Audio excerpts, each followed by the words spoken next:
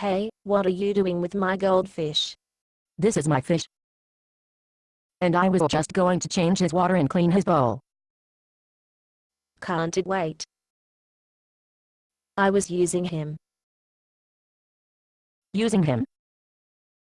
For my quiet time, my Bible reading. You're not well, are you?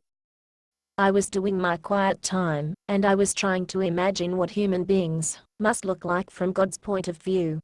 And you were doing it by studying my fish? Well, yes. Am I going to have to remove sharp objects from your room? No.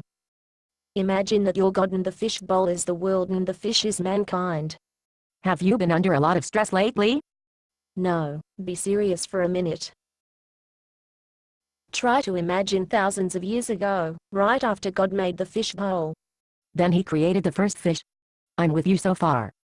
Yes, but he originally created the fish to live forever. God could look into the universe and see what the fish needed, and he gave it to him. He provided for his every need. I suppose the fish could see God too. Sure, the Bible says they even talked to each other.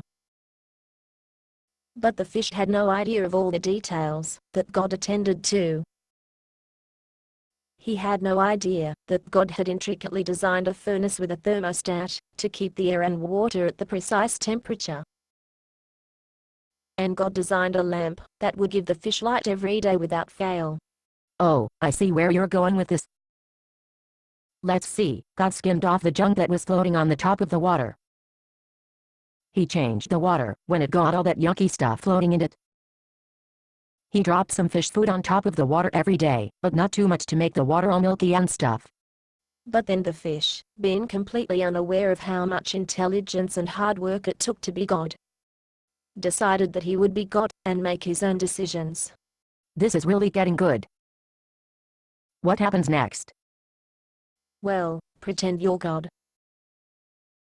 What would you do to a fish that didn't appreciate all you had done for him?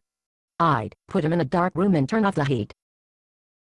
I'd quit cleaning his bowl and not feed him every day. And now a fish, who was designed to live forever, was now having to find his own food. And make his own heat by building fires with his little fishy hands. Alright, I'm being silly. What happens next?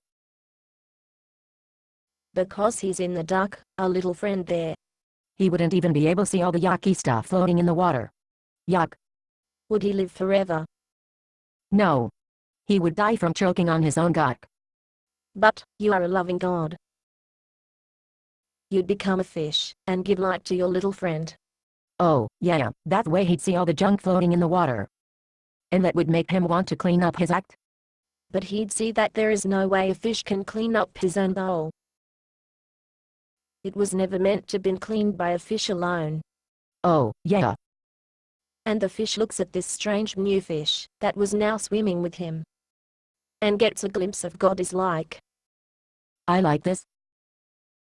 What happens next? Now pretend you're a fish. What do you do?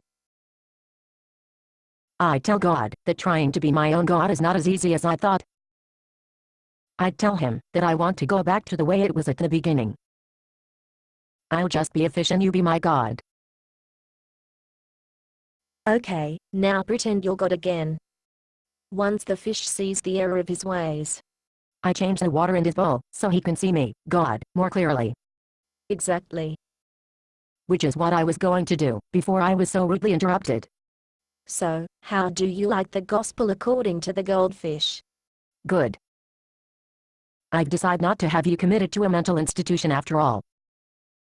Now I know the true meaning of grace. Based on a play by Bob Snook. Conditions for use: do not sell any part of this script, even if you rewrite it. Pay no royalties, even if you make money from performances.